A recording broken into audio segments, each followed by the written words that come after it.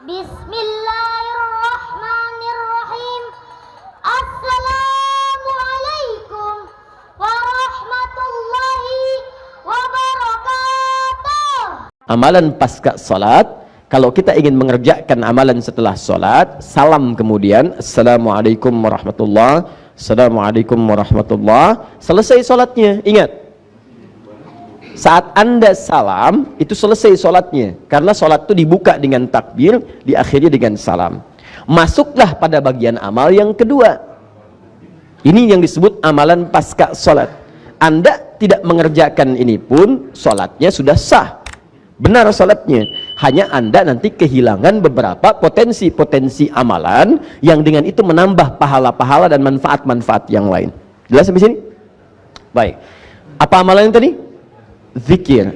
Apa itu zikir? Zikir itu secara singkat segala amal atau aktivitas yang mampu mendekatkan kita dekat dan mengingatkan kita dengan Allah Subhanahu wa taala. Jadi kalau amal ini dikerjakan, keadaan kita menjadi lebih dekat dengan Allah Subhanahu wa taala. Kalau amal ini dilakukan, kita lebih ingat dengan Allah Subhanahu wa taala. Jadi kalau ada yang zikir, keadaannya tidak lebih dekat dengan Allah, pasti ada yang salah zikirnya. Kalau ada yang zikir, kemudian maaf amalan itu tidak mengingatkan dia dengan Allah, pasti ada yang keliru zikirnya. Karena zikir itu ketika disyariatkan oleh Allah, tujuan utamanya membuat orang ingat dengan Allah. Tahu dari mana Ustadz dalilnya? Buka Quran kemudian, surah kedua Al-Baqarah ayat 152, paling kanan sebelah bawah. Fadhkuruni, maka berzikirlah kalian kepada saya, ingat kepada saya. Azkurukum, maka aku pun akan ingat kepada kalian. Jadi kalau orang-orang ingat dengan Allah, maka Allah pun akan mengingatnya. Ini buktinya mustahil Allah ingat kepada kita kalau kita tidak ingat dengan Allah. Ada kedekatan diri kita dengan Allah Subhanahu wa taala. Paham? Baik. Jadi ini poinnya.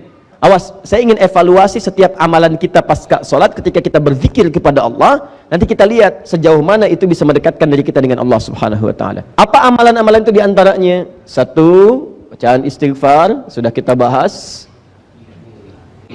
Ya, ditambah dengan doa Allahumma antas salam, di plus di hadisnya, kan? Ya Allahumma antas salam wa minkas salam tabarakta ya dzal jalali wal ikram, sudah saya bahas. Coba praktekkan lagi ya, sedikit kita evaluasi. Istighfar itu artinya minta ampun. Astagfirullah, ya Allah ampuni saya. Jadi orang yang benar istighfarnya, saat dia istighfar bukan cuma di lisan astagfirullah, astagfirullah, astagfirullah, tapi bagaimana istighfar itu mengingatkan dia dengan Allah. Bagaimana caranya? Istighfar artinya minta ampun. Orang minta ampun sadar akan dosa. Karena itu ketika Anda istighfar sambil merasakan dosa apa yang Anda perbuat sampai Anda beristighfar pada saat itu. Punya dosa apa? Pada orang tua, pada pasangan hidup, pada anak, pada tetangga, pada macam-macam, istighfar. Jadi begitu selesai istighfar, keadaan Anda dekat dengan Allah. Makanya orang yang rajin istighfar, salah satu anugerah yang Allah berikan kepadanya adalah ampunan dari dosa-dosa. Selain mendapatkan cinta Allah Subhanahu wa taala. Dan kalau sudah dicintai, apapun yang dia inginkan akan diberikan oleh Allah, sepanjang itu menjadi kebutuhan dunia akhiratnya. Dalilnya sudah saya sampaikan. Kemudian setelah ini sudah istighfar, Allahumma antas salam, sudah selesai. Ada bacaan kemudian zikir la ilaha illallah wahdahu la syarikalah lahul mulku wa lahul hamdu wa huwa ala kulli syai'in qadir. Ya, ini sudah kita bahas. Awas, hati-hati. Setelah itu ada bacaan apa?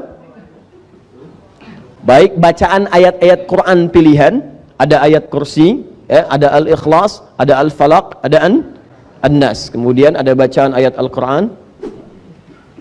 Sebelumnya kemudian kita telah bahas juga ada 3 bacaan utama yang subhanallah, alhamdulillah, kemudian Allahu Akbar.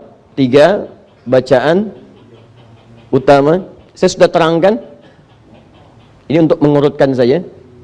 Subhanallah, alhamdulillah, kemudian Allahu Akbar. Fokus sini ya Pak ya, Bu ya. Saya tidak mengajarkan untuk sekedar bacaan yang Anda bacakan. Kalau cuma demikian, Anda cukup lihat YouTube atau buka buku, Anda temukan.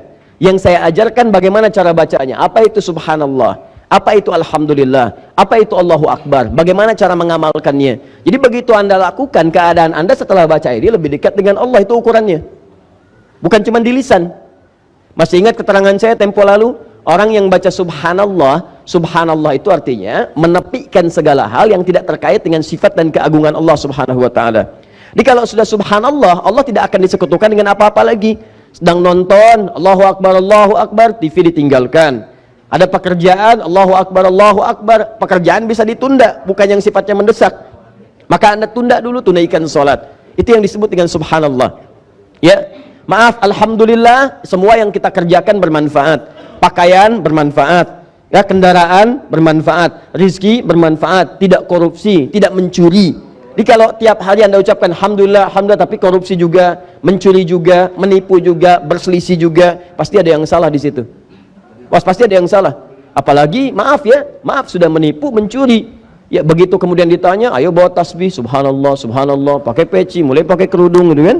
Nah, pasti ada yang salah. Nah, kalau ini sudah selesai, termasuk nanti bacaan ayat kursi. Nah, apa ciri keberhasilan orang yang zikir dengan bacaan-bacaan ini dengan termasuk ayat kursi? Maka kemudian dia akan dijaga oleh Allah dari pengaruh-pengaruh setan. Pertemuan lalu saya terangkan, ada setan masjid, setan rumah, setan macam-macam. Jadi kalau Anda benar zikirnya, Anda sudah punya benteng dengan setan. Makanya Allah turunkan surat benteng, surat perisai, surah ke-15 Al-Hijr. Inti surah Al-Hijr itu kan ada intinya di ayat ke-40. Ya, ketika iblis mengatakan kepada Allah, ya Allah, aku akan goda semua hamba-hambamu, aku akan palingkan darimu. Bahkan nanti di Al-A'raf itu aku akan goda dari depan, dari belakang, kanan, kiri. Cuma ada satu golongan yang sulit aku goda. Ya, bukan nggak digoda, dia mau goda, cuma nggak bisa. Seakan-akan ada perisai di sekitarannya. Siapa orang ini? Illa ibadaka minhumul mukhlasin, yaitu orang-orang yang punya sifat mukhlas. Orang mukhlas berjuang untuk mukhlas. Perjuangannya disebut dengan mukhlis. Sifatnya disebut dengan ikhlas. Maka turun surah Al-Ikhlas. Qul huwallahu ahad. Menepikan dari iblis. Qul a'udzu birabbil falaq. Qul a'udzu birabbin nas. Puncaknya kemudian ayat kursi. Jadi kalau orang mengamalkan ayat-ayat ini dengan perilaku yang disebutkan dalam ayatnya, kerjakan ini, jauhi ini, maka Allah akan bentengi dia dari setan. Begitu setan akan menggoda, nggak tembus. Bukan nggak digoda, karena setiap orang hidup nggak akan lepas dari godaan setan. Cuman dia paham, begitu mau sholat muncul godaan, tunda dulu sebentar, toh belum qomat, tunda, maaf ya, saya mau sholat. Itu nggak ngaruh tuh. Jadi seakan-akan nggak ada pengaruh ke jiwanya itu. Jalan aja lewat. Malam tahajud dia nggak peduli. Mau Juventus lawan Inter Milan, mau skornya 1-0, terserah. Saya nggak peduli, saya mau sholat gitu. Jadi jalan aja, nyantai, lewat dan seterusnya. Nah itu kalau Anda sudah seperti itu, maka ada penjagaan Allah yang diberikan kepada Anda. Itu dijaga sampai dengan kembali pada Allah Subhanahu wa taala. Nah sekarang amalan selanjutnya, ini yang belum kita ambil, jadi ini sudah. Maksud saya, sampai hari ini kita membahas amalan-amalan itu, 4-5 amalan, apa yang sudah memberikan pengaruh pada jiwa kita, sebagai indikator keberhasilan pelajaran kita pada pertemuan yang lalu. Apakah sekarang sudah semakin dekat dengan Allah, semakin mensyukuri harta yang Allah titipkan kepada kita? Apakah sampai hari ini sudah bisa melawan godaan-godaan setan untuk mengarahkan pada keburukan?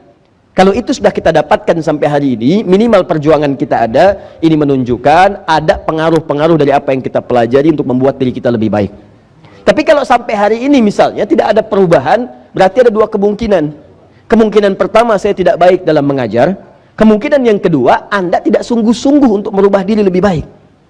Karena itu bertakwalah kepada Allah Subhanahu wa taala, karena kita tidak tahu kapan kita akan wafat. Kalau Anda masih datang ke sini, artinya Allah masih memberi kesempatan kita untuk jadi lebih baik sebelum wafat.